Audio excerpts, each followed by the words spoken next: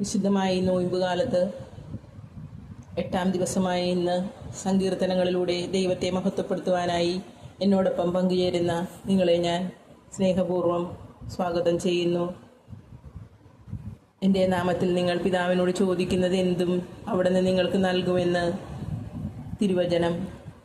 വിശുദ്ധ യോഹന്നാൻ സുവിശേഷം 15-ാം അധ്യായം 16-ാമത്തെ വചനം നമ്മെ പഠിപ്പിക്കുന്നു. നമുക്ക് പ്രത്യാശപൂർവം നമ്മുടെ നിയോഗങ്ങൾ അവിടുത്തെ തിരുമുൻപിൽ സമർപ്പിക്കാം.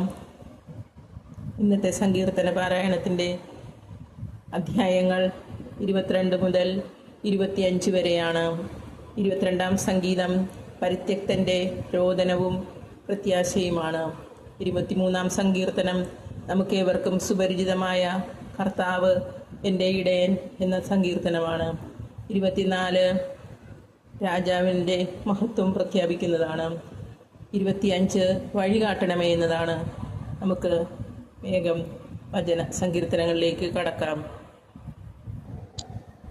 സങ്കീർത്തനങ്ങൾ 22-ാം അധ്യായം പരിത്യക്തൻ്റെ രോദനവും പ്രത്യാശയും. ഗായക സംഘ നേതാവിന് ഉഷസ്സിലെ മാൻപേട എന്ന രാഗത്തിൽ ദാവീദിൻ്റെ സങ്കീർത്തനം.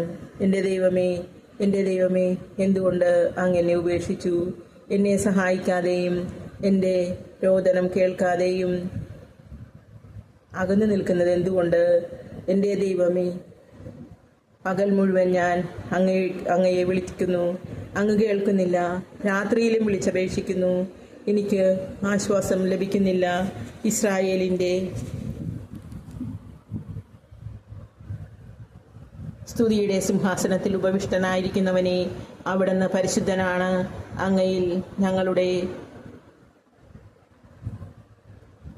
പിതാക്കന്മാർ വിശ്വാസമർപ്പിച്ചു. അവർ അങ്ങയിൽ ശരണം വെച്ചു. അങ്ങ് അവരെ മോചിപ്പിച്ചു. അങ്ങയോട് അവർ നിലവിളിച്ചപേക്ഷിച്ചു. അവർ രക്ഷപ്പെട്ടു. അങ്ങയെ അവർ ആശ്രയിച്ചു.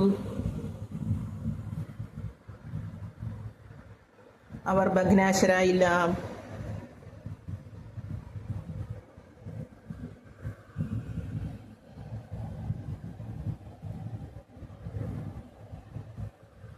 എന്നാൽ ഞാൻ മനുഷ്യനല്ല, കൃമിയത്രേ. മനുഷ്യർക്ക് നിന്നാപാത്രവും ജനത്തിന് പരിഹാസവിഷയവും. കാണുന്നവരെല്ലാം എന്നെ പരിഹസിക്കുന്നു. അവർ കുഞ്ഞനം കാട്ടുകയും പരിഹസിച്ച് തലയാട്ടുകയും ചെയ്യുന്നു. അവൻ കർത്താവിൽ ആശ്രയിച്ചല്ലോ.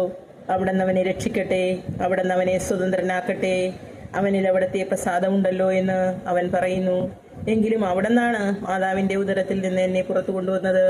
മാതാവിൻ്റെ മാറിടത്തിൽ എനിക്ക് സുരക്ഷിതത്വം നൽകിയതും അവിടുന്ന് തന്നെ. അങ്ങയുടെ കൈകളിലേക്കാണ് ഞാൻ പിറന്നു വീണത്. മാതാവിൻ്റെ ഉദരത്തിലായിരിക്കുമ്പോൾ മുതൽ അവിടുന്നാണ് എൻ്റെ ദൈവം. എന്നിൽ നിന്ന് അകന്നു നിൽക്കരുതേ. ഇതാ ദുരിതമടുത്തിരിക്കുന്നു, സഹായത്തിന് ആരുമില്ല. കാളക്കൂറ്റന്മാർ എന്നെ വളഞ്ഞിരിക്കുന്നു, ഭാഷാൻ കാളക്കൂറ്റന്മാർ എന്നെ ചുറ്റിയിരിക്കുന്നു. ആർത്തിരമ്പുന്ന ആർത്തിയോടെ അലറിയടുക്കുന്ന സിംഹം പോലെ അവ എൻ്റെ നേരെ വായ പിളർന്നിരിക്കുന്നു. ഒഴിച്ചു കളഞ്ഞ വെള്ളം പോലെയാണ് ഞാൻ. സന്ധിബന്ധങ്ങൾ ഉലഞ്ഞിരിക്കുന്നു. എൻ്റെ ഹൃദയം മെഴുകുപോലെയായി. എൻ്റെ ഉള്ളിലത് ഉരുകിക്കൊണ്ടിരിക്കുന്നു. എൻ്റെ അണ്ണാക്ക് ഓടിൻ്റെ കഷ്ണം പോലെ വരണ്ടിരിക്കുന്നു. എൻ്റെ നാവ് അണ്ണാക്കിലൊട്ടിയിരിക്കുന്നു. അവിടെ എന്നെ മരണത്തിൻ്റെ പൂഴിയിൽ ഉപേക്ഷിച്ചിരിക്കുന്നു. നായ്ക്കൾ എൻ്റെ ചുറ്റും കൂടിയിരിക്കുന്നു. അധർമ്മികളുടെ സംഘം എന്നെ വളഞ്ഞിരിക്കുന്നു. അവർ എൻ്റെ കൈകാലുകൾ കുത്തിത്തുളച്ചു. എൻ്റെ അസ്ഥികൾ എനിക്ക് എണ്ണാവുന്ന വിധത്തിലായി. അവർ എന്നെ തുറച്ചു നോക്കുന്നു. അവർ എൻ്റെ വസ്ത്രങ്ങൾ പങ്കിട്ടെടുക്കുന്നു. എൻ്റെ അങ്കിക്കായി അവർ നറുക്കിടുന്നു. കർത്താവേ, അങ്ങ് അകന്നിരിക്കരുതേ. എനിക്ക് തുണയായവനെ, എൻ്റെ സഹായത്തിന് വേഗം വരണമേ. എൻ്റെ ജീവനെ വാളിൽ നിന്ന് രക്ഷിക്കണമേ. എന്നെ നായുടെ പിടിയിൽ നിന്ന് മോചിപ്പിക്കണമേ. സിംഹത്തിൻ്റെ വായിൽ നിന്ന് എന്നെ രക്ഷിക്കണമേ. കാട്ടുപോത്തിൻ്റെ കൊമ്പുകളിൽ നിന്നും മുറിവേറ്റ് എന്നെ മോചിപ്പിക്കണമേ. ഞാൻ അവിടുത്തെ നാമം എൻ്റെ സഹോദരരോട് പ്രഘോഷിക്കും. സഭാമധ്യത്തിൽ ഞാൻ അങ്ങയെ പുകഴ്ത്തും. കർത്താവിൻ്റെ ഭക്തരെ, അവിടുത്തെ സ്തുതിക്കുവിൻ. യാക്കോബിൻ്റെ സന്തതികളെ, അവിടുത്തെ പുകഴ്ത്തുവിൻ. ഇസ്രായേൽ മക്കളെ, അവിടുത്തെ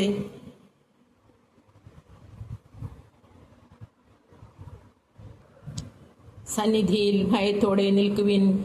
എന്തെന്നാൽ പീഡിതൻ്റെ കഷ്ടതകൾ അവിടെ